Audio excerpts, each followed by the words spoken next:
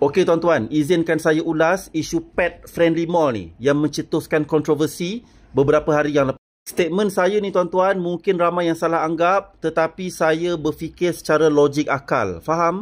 Sila faham tuan-tuan bila mall letakkan syarat macam ini, bermaksud apa tuan-tuan? Bermaksud mereka nak jadikan mall tu non-Muslim friendly mall. Faham tak? Mall yang tak mesra Muslim. Bahasa mudahnya lah. Sebab tuan-tuan bila mall dah benarkan owner bawa masuk anjing, bermaksud tempat ni bukan Muslim friendly lagi dah. Tak boleh fight tuan-tuan. Bawa pergi mahkamah pun tak boleh menang. You nak bawa kes ni pergi tribunal sekalipun, memang tak boleh.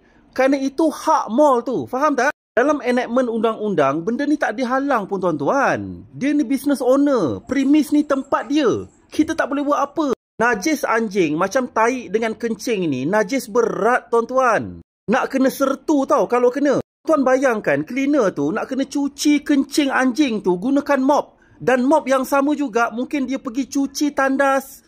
Dan mungkin juga tuan-tuan dia pergi cuci surau tu. Secara automatik tempat ini bukan Muslim friendly. Jelas tak?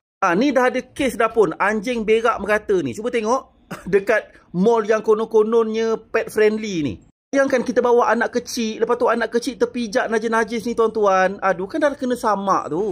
Sama juga konsepnya tuan-tuan, kalau mall tu tak ada bidet dekat toilet, maksudnya tempat tu tak Muslim friendly. Jelas tak? Kalau mall tu tak ada surau, tak ada bidet untuk orang Islam pakai, tempat tu boleh bawa masuk anjing, bermaksud tuan-tuan, tempat itu tak Muslim friendly. So kita tak boleh buat apa-apa tuan-tuan. Yang kita boleh buat satu je, jangan pergi. Jangan masuk mall tu. So, orang Islam, jangan pergi dekat mall tu pun. Boleh pergi tempat lain. Banyak lagi mall-mall lain, tuan-tuan. Bila mall buat rule yang tak Muslim friendly, bermaksud secara halus, mereka tak nak orang Islam pergi. Faham tak? Sama juga kalau syarikat tu nakkan pekerja yang Mandarin speaker only.